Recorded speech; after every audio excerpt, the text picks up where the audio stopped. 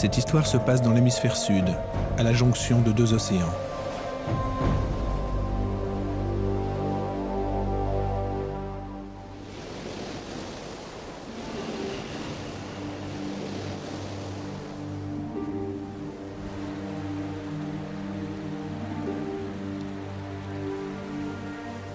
False Bay, en Afrique du Sud.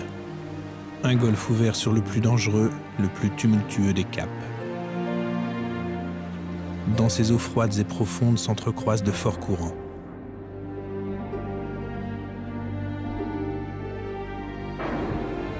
La fraîcheur de l'eau et ses turbulences, les otaries à fourrure du Cap s'en accommodent. Elles les préfèrent de loin à l'inconfort de leur asile terrestre, sauf que chaque plongée, ou presque, peut être la dernière.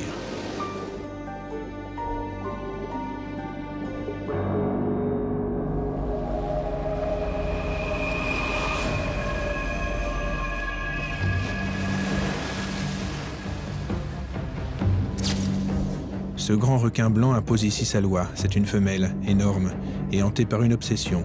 Manger des otaries et rien d'autre.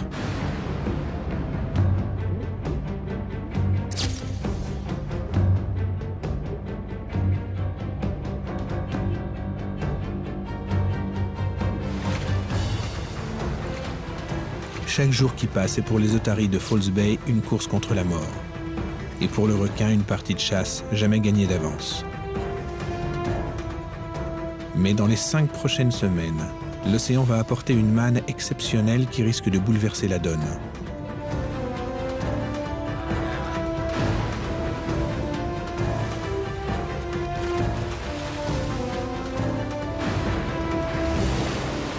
Dans cette effervescence, les règles du jeu ne seront plus les mêmes. La place de chacun sera remise en question.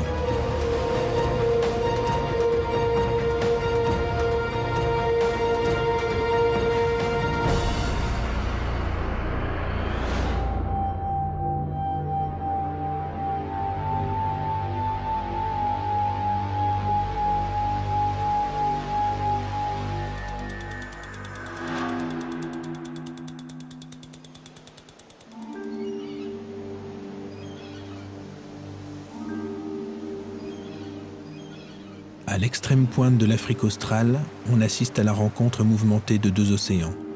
Les eaux froides de l'Atlantique se mêlent aux eaux chaudes de l'océan Indien.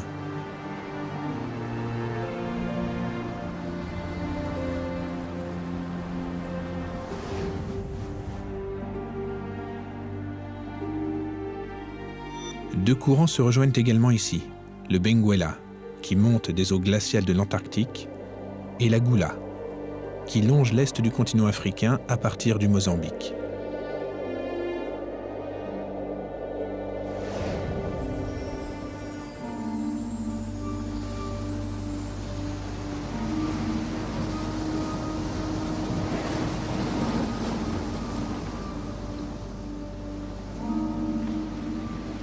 Le résultat de ces confluences, un bouillonnement ininterrompu, un perpétuel brassage qui est pour beaucoup dans la richesse des jardins sous-marins.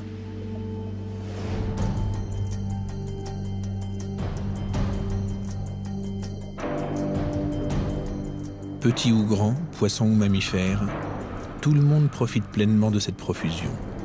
Nuit et jour on chasse, nuit et jour on mange.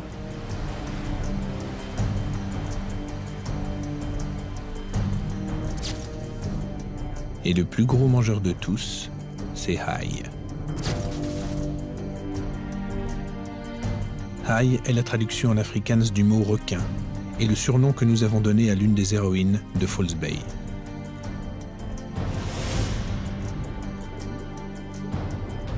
Vu sa taille, elle doit avoir une quinzaine d'années. À cet âge, un requin ne se contente plus de petites proies. Il lui faut un autre calibre.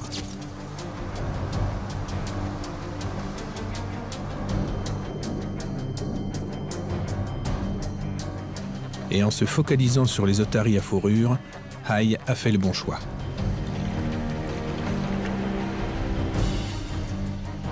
En effet, pour survivre dans ces eaux froides, les otaries s'enrobent d'une couche de graisse compacte. Et de la graisse, Hai en a besoin pour chasser. C'est son carburant, la matière première qu'elle transforme en tonus musculaire.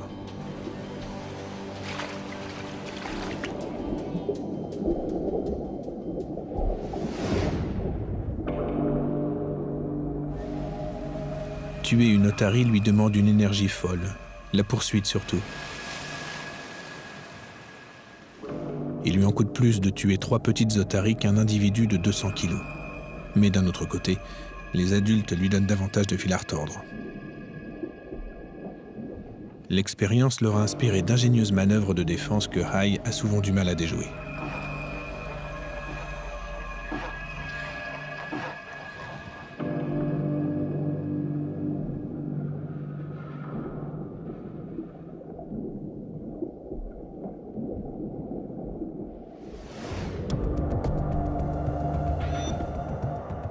Dans l'anse de Falls Bay, à quelques milles du littoral, un îlot, un monument de granit pris d'assaut par 60 à 65 000 otaries à fourrure.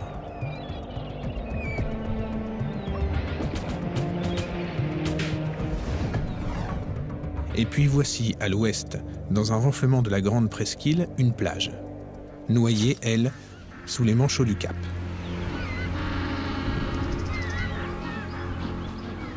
Plus de 300 couples nichent entre ces rochers. 5 km séparent la plage des manchots de l'îlot des otaries, un large chenal que les deux espèces se partagent pour leur pêche quotidienne. C'est une passe très poissonneuse, mais ô combien dangereuse, puisque plusieurs espèces de squales, notamment les grands blancs, en ont fait leur principal terrain de chasse.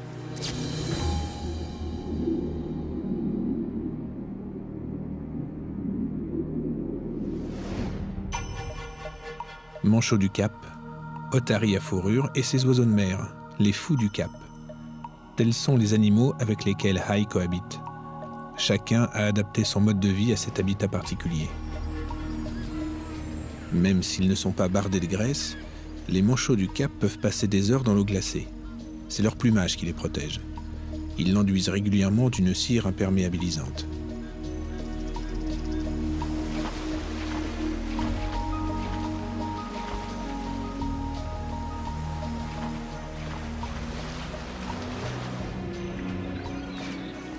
Les fous, eux, n'ont pas de protection contre le froid. Ils limitent le temps qu'ils passent dans l'eau glacée en plongeant comme des flèches.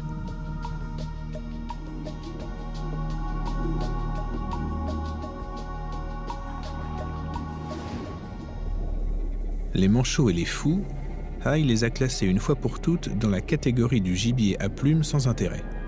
Elle n'a vraiment qu'une proie en tête, l'otarie.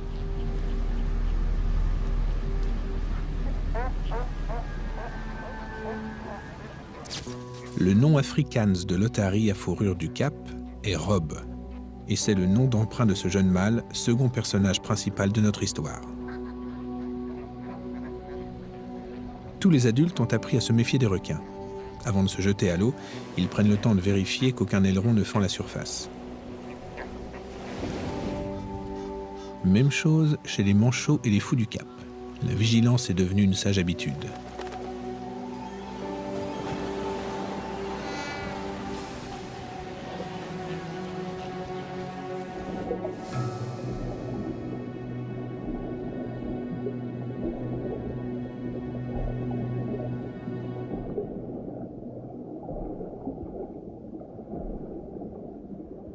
Si Hai parcourt inlassablement son domaine de chasse, ce n'est pas toujours en quête de proie. Avec toute l'énergie qu'il dépense, les grands requins blancs ont d'importants besoins d'oxygène. Ils ne peuvent l'extraire de l'eau qu'en nageant. Quand ils se propulsent en avant, l'eau pénètre dans leur bouche ouverte, passe par les branchies dont les vaisseaux captent l'oxygène, puis ressort par les ouïes. Ce processus les oblige à nager en permanence.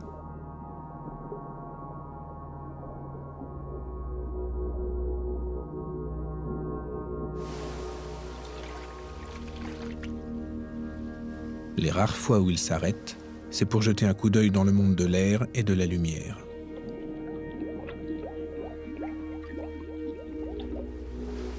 Est-ce là le geste d'un prédateur épiant sa proie, ou une simple poussée de curiosité?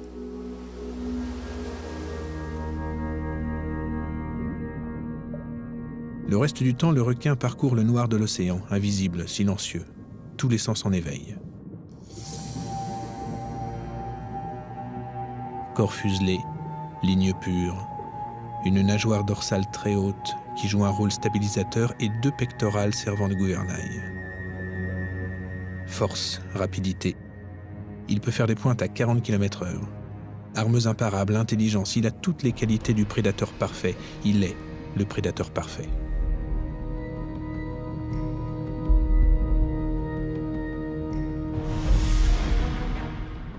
Hai possède bien tout cet arsenal, pourtant, elle doit se démener un peu plus que d'autres pour manger à sa faim. À cause de sa taille. 2 tonnes, ou presque, plus de 5 mètres de long, elle n'est pas toujours assez leste pour attraper une otarie adulte.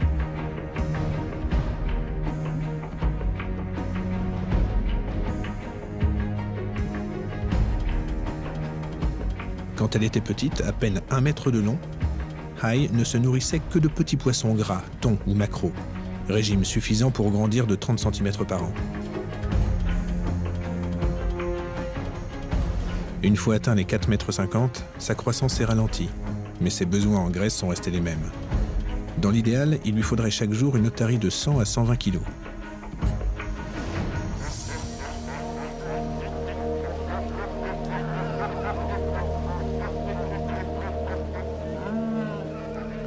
Le problème est que ces proies bien enveloppées sont en général des adultes méfiants et malins. Alors Hai doit souvent se rabattre sur des jeunes sans expérience, donc plus faciles à capturer.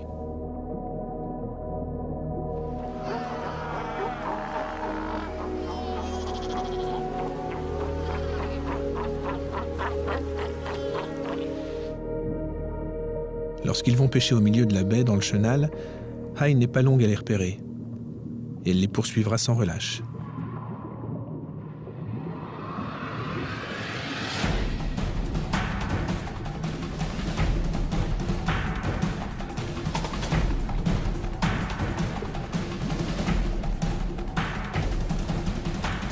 Les grands requins blancs sont infaillibles.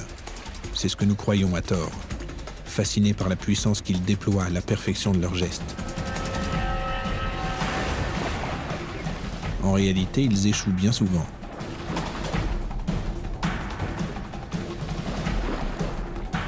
Les otaries adultes sont de telles virtuoses de la nage que le requin, même avec son profil hydrodynamique, peine à les suivre.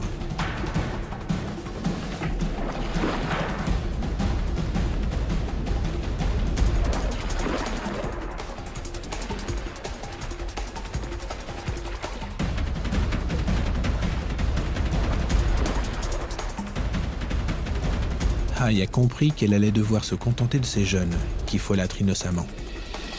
40 à 50 kilos, c'est maigre, mais mieux que rien.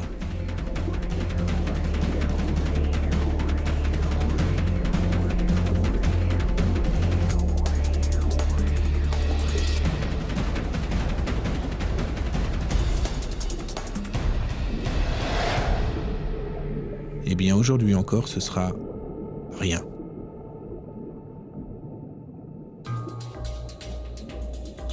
Elle est pratiquement à jeun depuis une semaine.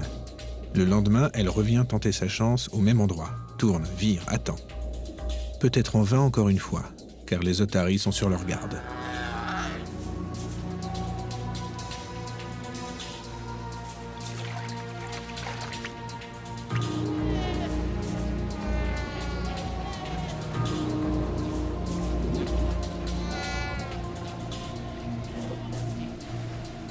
Comme l'aube succède à la nuit, le même scénario se rejoue jour après jour à False Bay.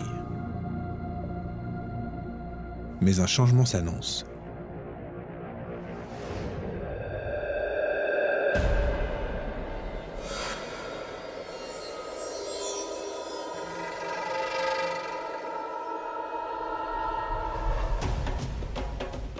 À des dizaines de kilomètres de là, une masse noire descend le long du cap de Bonne-Espérance, côté Atlantique. Cet essaim va longer les côtes sud-africaines pendant 2 mois, apportant une extraordinaire richesse et aussi son lot de dangers.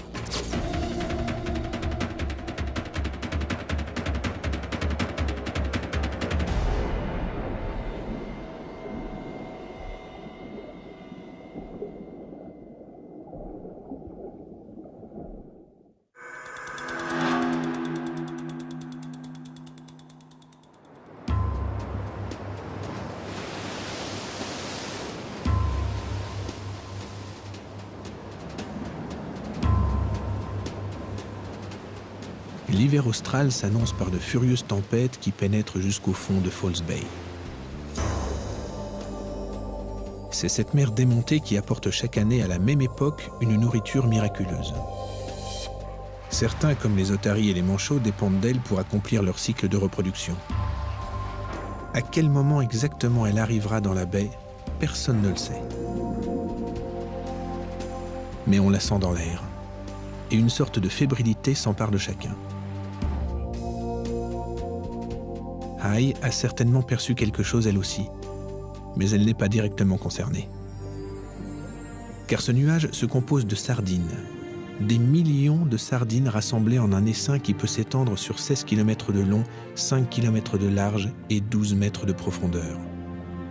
27 millions de tonnes de sardines en route pour aller frayer dans les eaux les plus chaudes de la côte Est, au large du Mozambique.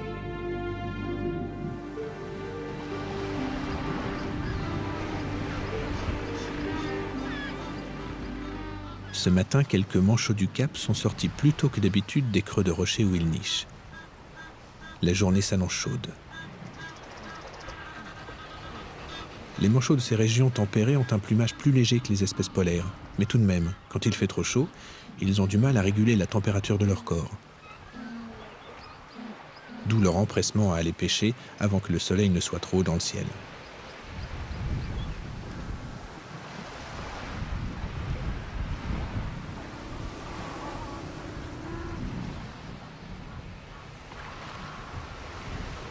Ils ont une autre bonne raison d'être aussi matinaux. À l'aube, les bancs de poissons se déplacent tout près de la surface.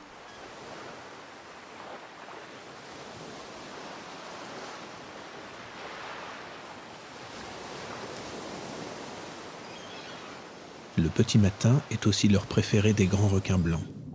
Hai est là, dans la passe, qui guette les otaries.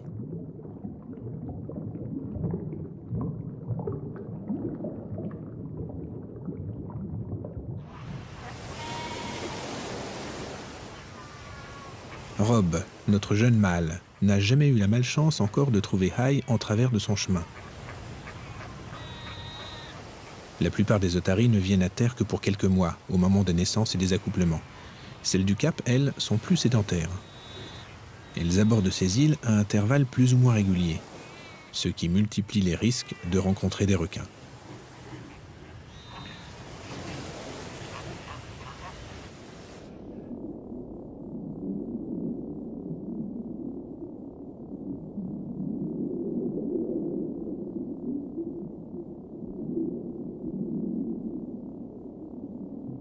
Hai est de plus en plus affamé, mais ne désarme pas, sachant que tôt ou tard, des otaries viendront s'ébattre dans l'eau. Sa patience peut supporter une longue attente. La patience, l'arme virtuelle qui complète le formidable arsenal du grand requin blanc. Sa proie repérée, il n'a qu'à fondre sur elle et ouvrir la gueule. C'est ce que fait Hai lorsqu'elle rencontre une proie ordinaire, un petit requin par exemple. Avec les otaries, en revanche, elle emploie une vraie tactique, l'effet de surprise. Pour les localiser, elle dispose d'une panoplie de sens finement aiguisés. D'abord, autour de ses narines, des millions de cellules olfactives. Mais surtout le dispositif unique qu'elle a sur le museau, un détecteur de champs électromagnétiques qui lui fournit une image virtuelle de sa proie. Lorsqu'elle est suffisamment prête pour la voir de ses yeux, elle plonge et se place juste au-dessous d'elle. Jusque-là, l'otarie n'a rien remarqué. La peau bicolore des grands requins blancs est un subtil camouflage. Vu du dessous, le blanc crème du ventre disparaît dans la clarté du soleil. Et le gris-bleu du dos, vu du dessus, se fond dans le noir des profondeurs. L'otarie n'a pas cette chance. À contre-jour, sa silhouette se découpe comme une ombre chinoise.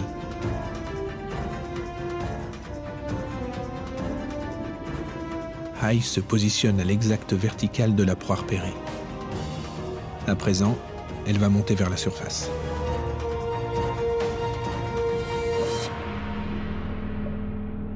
Elle bascule ses yeux dans ses orbites. Ça les protégera des éclats d'os qui pourraient jaillir lors de l'attaque. Dans les dernières secondes, Elle fonce à l'aveugle. Mais comme un missile, elle est programmée pour atteindre sa cible. Chaque centimètre carré de son corps dégage une énergie féroce. Sa température augmente d'un seul coup de 15 degrés, ce qui permet une contraction musculaire accélérée et une attaque éclair.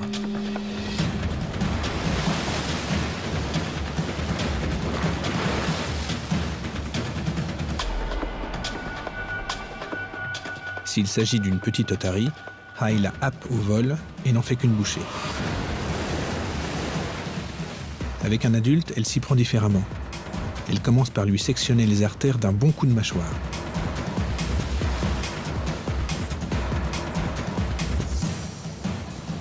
Ensuite, prudente, elle le relâche.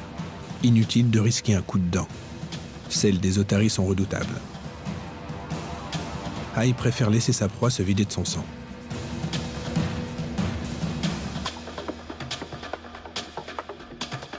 L'otarie est maintenant hors d'état de nuire.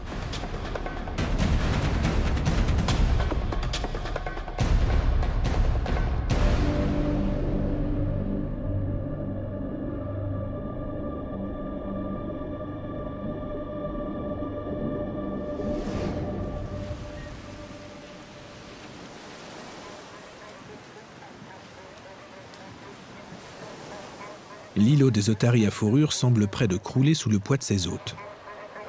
Les femelles avaient débarqué les premières pour mettre bas et maintenant les mâles les ont rejointes. Au prix de combats forcenés, les plus imposants d'entre eux vont réunir un harem. Tant qu'ils n'ont pas atteint une taille respectable, les jeunes mâles vivent en petites bandes qui chassent et jouent aux abords de l'île. Rob appartient à l'une d'elles.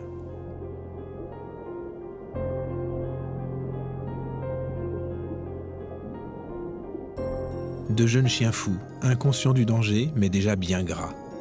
Des proies rêvées pour les grands requins blancs.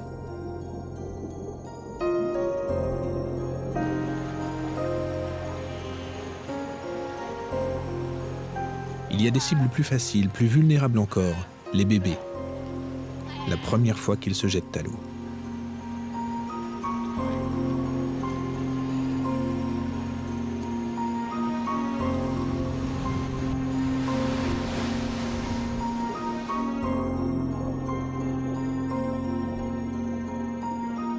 Malgré le tribut prélevé par les requins, la colonie de False Bay continue de grossir. En Afrique australe, il y a environ 1 millier d'otaries pour un grand requin blanc.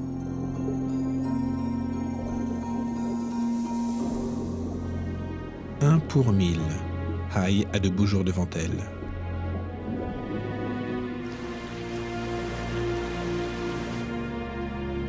Les otaries font elles aussi d'importantes ponctions dans les richesses de l'océan. Un adulte est capable d'engloutir 900 kg de poissons en un an.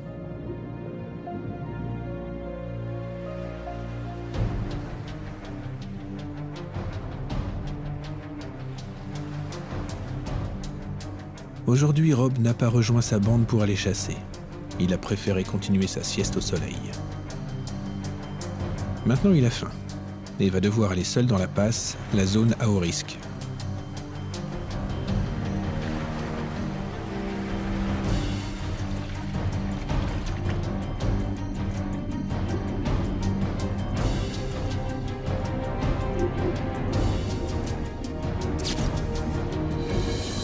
Pendant ce temps, l'essaim de sardines continue de descendre le long du littoral ouest africain.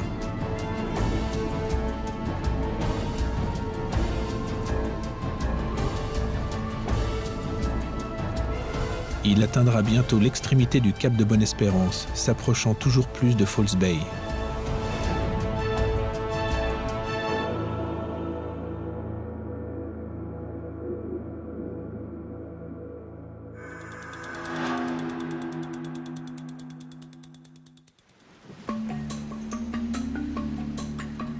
Le changement commence à se manifester plus concrètement.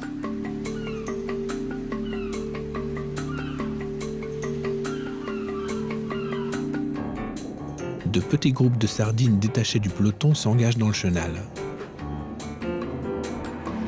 Au large, les dauphins sont déjà au courant. Leur clic porte assez loin pour qu'ils puissent s'annoncer d'un groupe à l'autre la bonne nouvelle.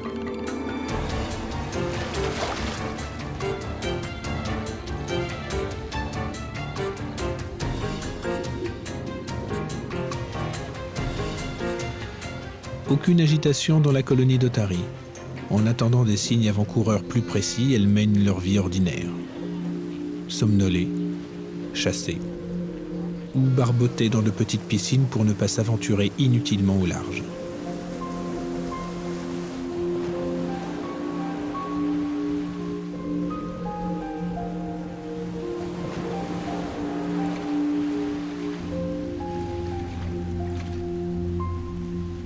Enfin sorti de sa torpeur, Rob se décide à descendre à l'eau.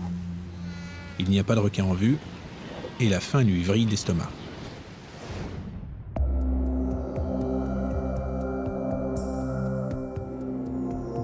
Les sorties en bande sont évidemment moins risquées. À 10 ou 12, les otaries tournent, virevoltent, multiplient pirouettes et cabrioles pour dérouter l'ennemi numéro 1.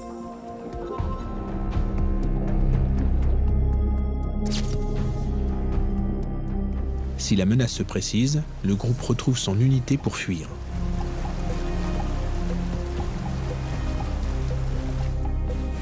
Lorsqu'au contraire elle ne voit pas de requins dans les alentours immédiats, elle se relaie pour guetter à l'horizon le fameux aileron pointu.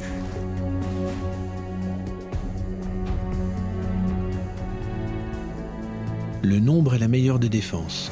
Faire cavalier seul n'est pas recommandé. Mais quand il le faut...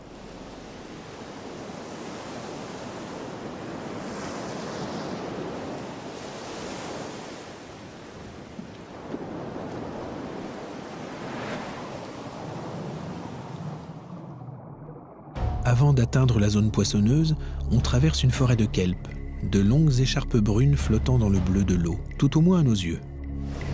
Daltonienne, l'Otari, elle, voit plutôt ceci.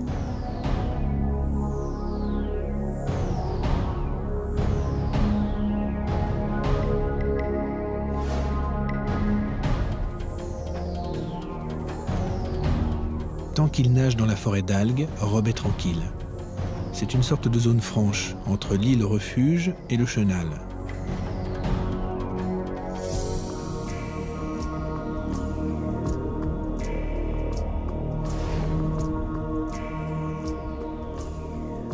Quand la végétation se réduit à ces jardins de rocailles, c'est qu'on approche de la passe où patrouillent les requins blancs. Effectivement, Hai est là.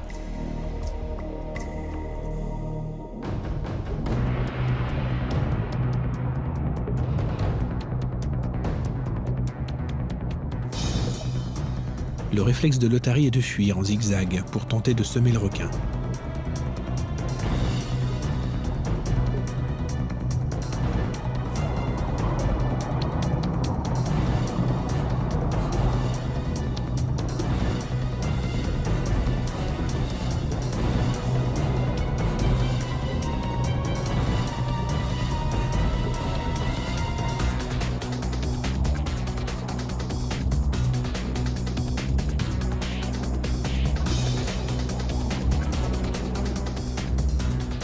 La manœuvre a échoué.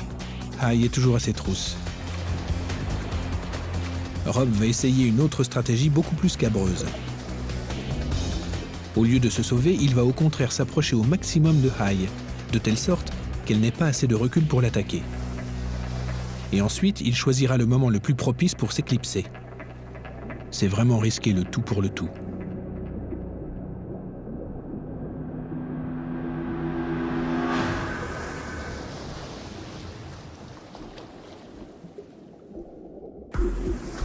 C'est gagné.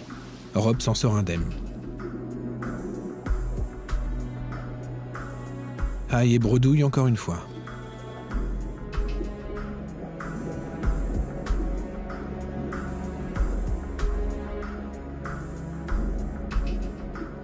Un peu stressé sans doute, mais sain et sauf, Rob poursuit son chemin vers le milieu du chenal. À son tour maintenant de trouver une proie.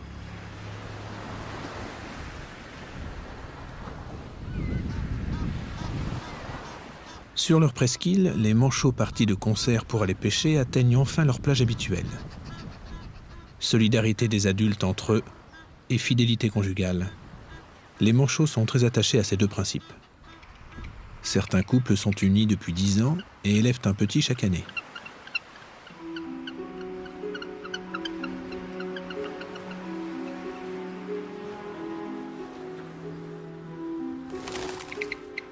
Pas question de le laisser seul, cet oisillon. Il y a toujours un des deux parents pour rester auprès de lui, pendant que l'autre se charge du ravitaillement.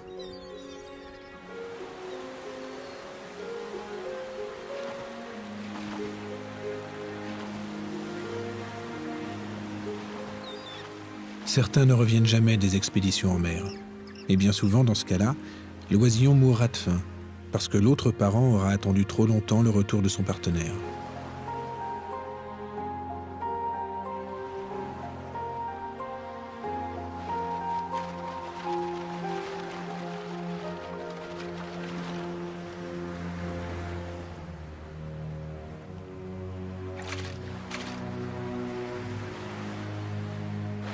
Tant qu'ils se contentent de pêcher autour de la presqu'île, pas de danger. Mais dès qu'ils sentent la présence des sardines dans le chenal, ils filent droit, oubliant toute prudence.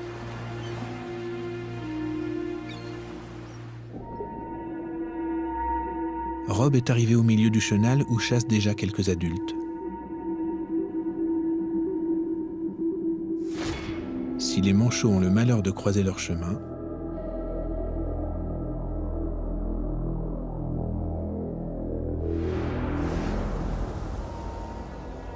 quand elles attrapent les manchots sous l'eau, les otaries les tuent et les dévorent aussitôt. Mais curieusement, si elles les capturent à la surface, elles jouent avec, comme un chat avec une souris.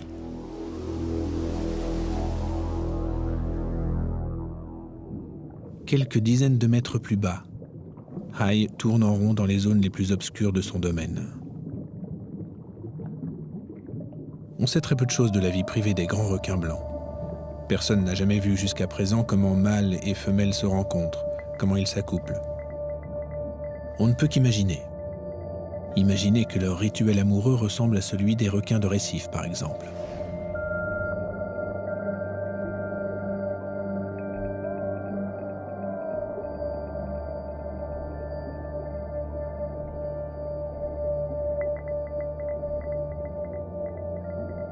Le mâle immobilise sa partenaire en la mordant au cou, le temps de maintenir l'étreinte quelques instants.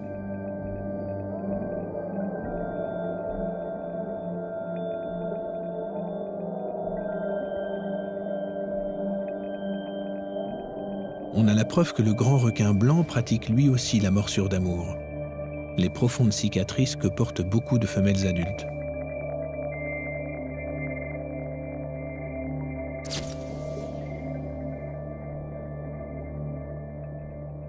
Une mâchoire surpuissante et des dents crénelées.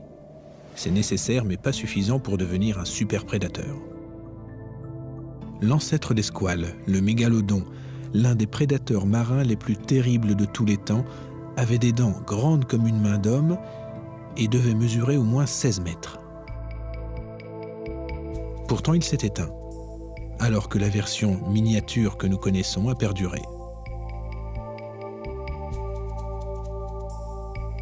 Pourquoi ? Peut-être à cause de cette particularité que possède notre grand requin blanc et que n'avait pas le mégalodon. La faculté d'augmenter la température de son corps, de devenir plus chaud que l'eau dans laquelle il nage. Ça lui sert, on l'a vu, à contracter ses muscles plus rapidement pour bondir hors de l'eau.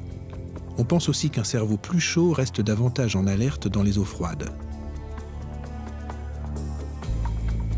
C'est ce qui aurait permis à ces requins de survivre dans des mers qui se refroidissaient de plus en plus, il y a presque 2 millions d'années, alors que les mégalodons ont disparu.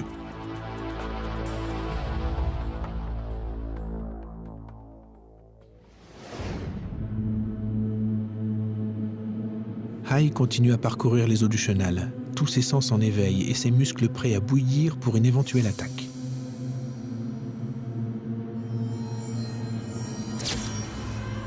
Pour l'instant, au large de False Bay, c'est la mer qui semble bouillir. L'essaim de sardines a déjà attiré tous les carnivores des alentours. Venus des profondeurs, de la terre ou du ciel, ils se jettent avec frénésie dans le festin.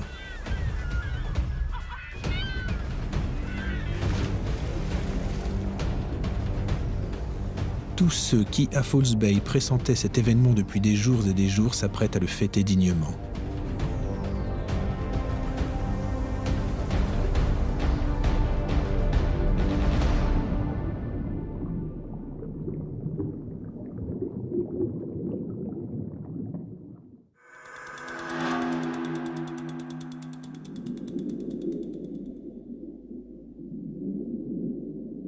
3 semaines que Hai n'a rien avalé de consistant. Elle patrouille machinalement dans la baie, sans résultat. Pour les autres, par contre, les jours à venir s'annoncent heureux. Les sardines sont bel et bien là, devant la presqu'île des Manchots, devant l'îlot des Otaries.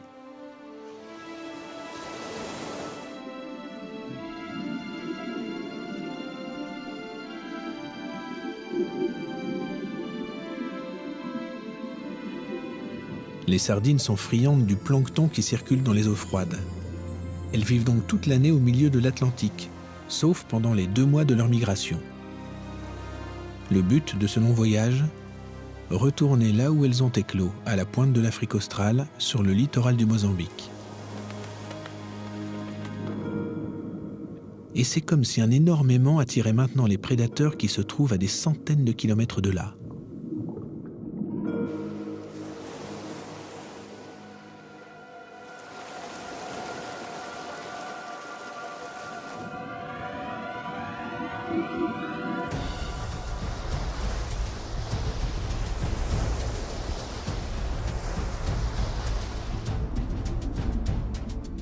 Les dauphins communs arrivent en bande dans un désordre qui n'est qu'apparent. Ils ont au contraire une méthode de chasse très organisée qui consiste à cerner les sardines de toutes parts et à les entourer de filets de bulles pour qu'elles forment une masse encore plus compacte. Ensuite, ils les obligent à remonter à la surface et foncent dans le tas. Ce branle-bas de combat a alerté des requins taureaux et des requins cuivres.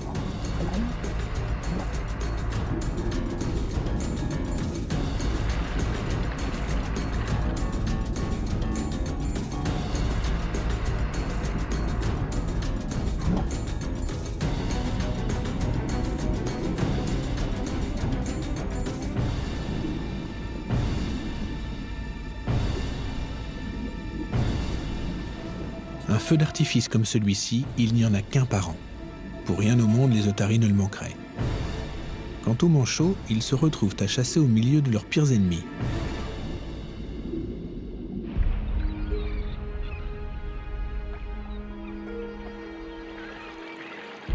Sous ces multiples attaques, les sardines refluent vers la surface et se trouvent prises entre 2 feux, les chasseurs sous-marins et la mitraille des fous du Cap.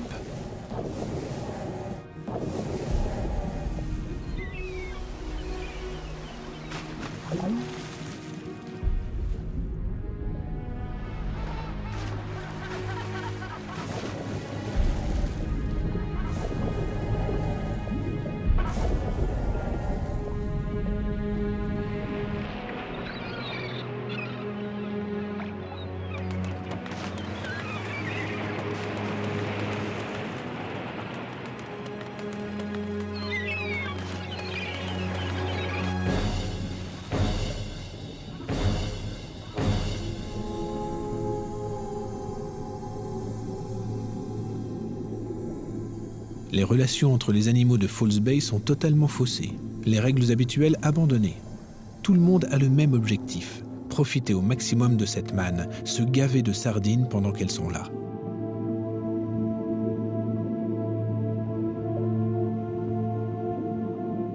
Ces chasses effrénées ont un peu retardé la migration des sardines, sans pour autant les détourner de leur objectif.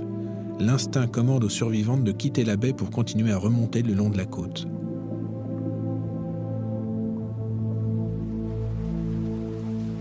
La plupart de ceux qui ont abondamment pioché dans les seins s'en vont eux aussi.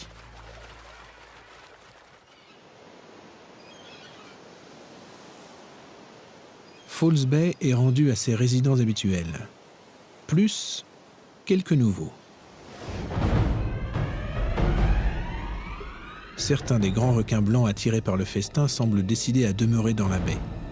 Ce sont de jeunes adultes qui, comme Hai, vont pourchasser les otaries.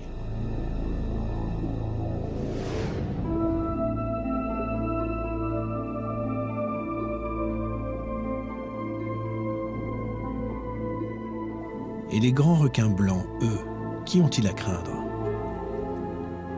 Les orques et quelques grandes espèces de squales. Mais surtout les hommes. De nos jours, à False Bay, les requins sont protégés. Mais ce n'était pas le cas lorsque Hai était plus jeune.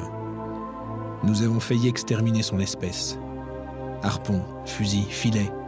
On faisait feu de tout bois pour détruire ces prétendus mangeurs d'hommes.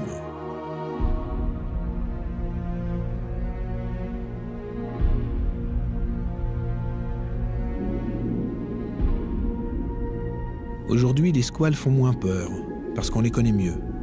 Ils ont en plus de fervents défenseurs. Pourtant, ils ne sont pas hors de danger.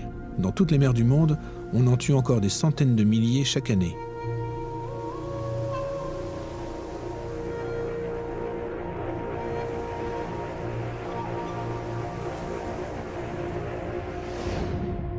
Imaginons un instant ce que serait False Bay ou d'autres endroits fréquentés par les requins si ces derniers disparaissaient définitivement.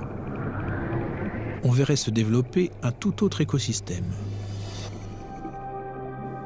À en croire certaines théories, des carnivores invertébrés comme les méduses occuperaient une place prépondérante dans la chaîne alimentaire. Et si les méduses l'emportaient sur certains poissons dans la concurrence pour le zooplancton, elles se multiplieraient à l'envi.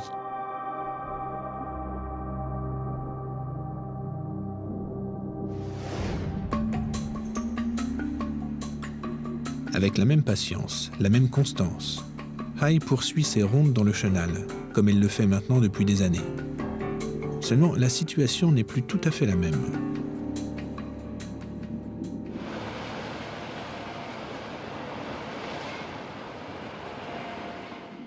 Après son festin de sardines, Rob est plein d'entrain pour la chasse. C'est un manchot qui va en faire les frais.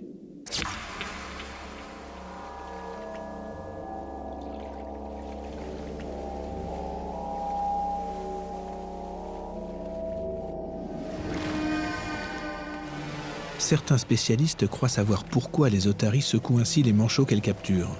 Ce serait pour les dépecer, pour prélever les meilleurs morceaux, les magrets. Le fait est qu'elles abandonnent le reste de la carcasse aux charognards.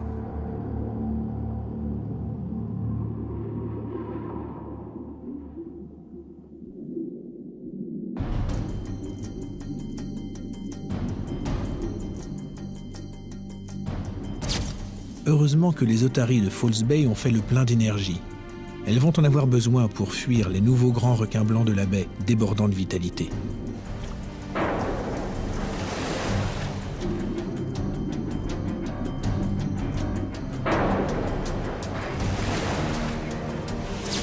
Pour Hai, qui n'est plus aussi svelte et dynamique, la concurrence risque d'être rude.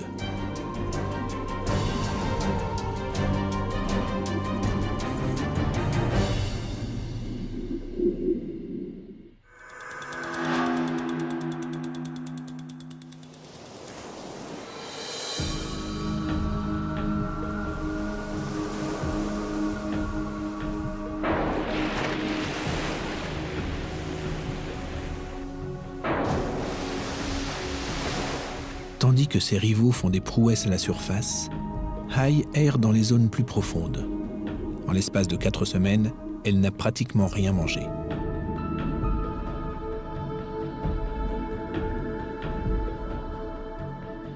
Rob et quelques-uns de ses compagnons quittent à nouveau leur île pour aller chasser le bar au large. Ils vont inévitablement traverser le chenal, sans se douter que sa population de grands requins blancs s'est nettement densifiée.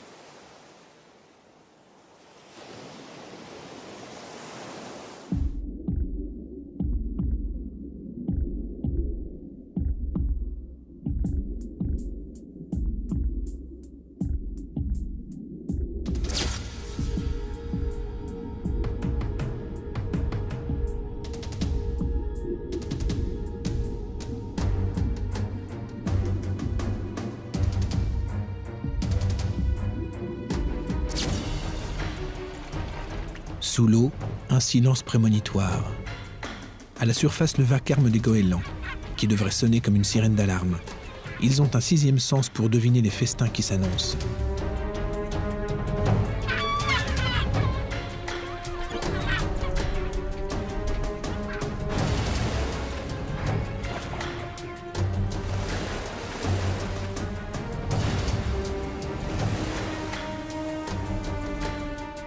Attirée par cette agitation, Hai va s'y mettre elle aussi.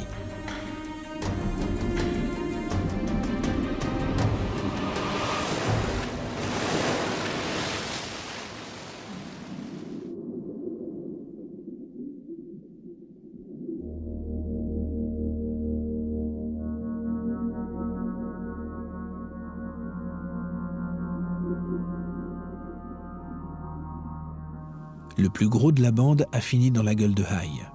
Robb en a réchappé par miracle.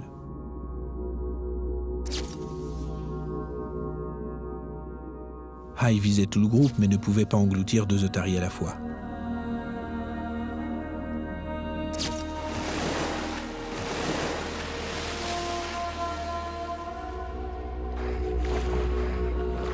Au moment où elle attrapait son camarade, Robb a pu s'enfuir et aller se réfugier sur le fond.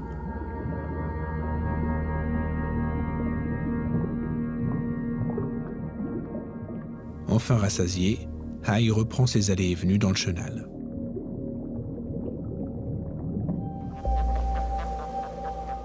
Les rescapés de cette attaque auraient-ils transmis leur nervosité à la colonie tout entière? Certains semblent scruter l'horizon encore plus attentivement qu'avant.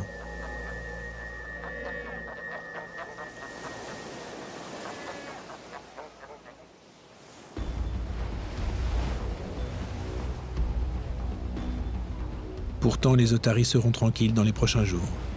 Les requins vont être occupés par autre chose dès ce matin. L'aube vient d'apporter dans la baie une carcasse de baleine franche.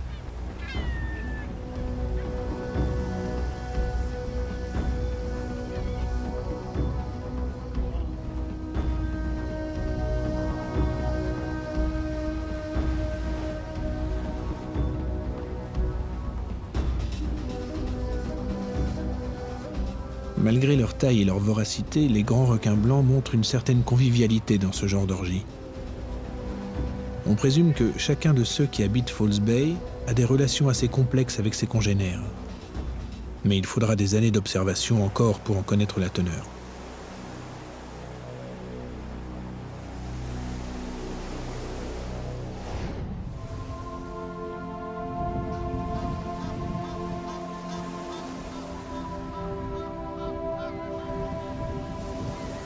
Presque tous les adultes partis à la pêche sont revenus. Une des femelles, pourtant, attend encore sur la plage le père de son oisillon.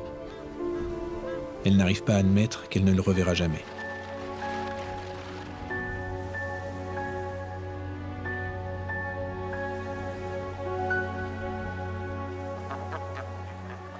Avec la récente prolifération des grands requins blancs dans le chenal, Robb aura besoin d'affûter encore ses réflexes et de cultiver sa virtuosité de nageur, s'il veut rester en vie.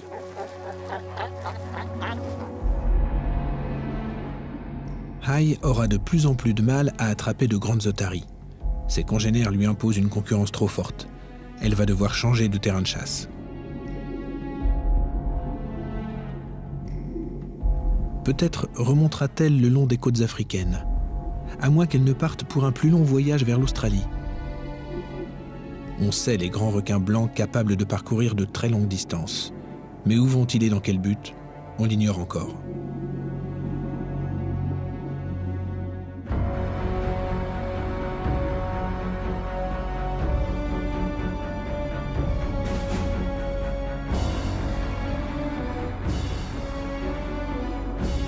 Le départ de Hay ne changera pas grand-chose à la vie de False Bay, sinon que les otaries auront affaire à des requins plus alertes, plus performants. D'autres acteurs pour les mêmes drames qui se jouent ici chaque matin depuis si longtemps.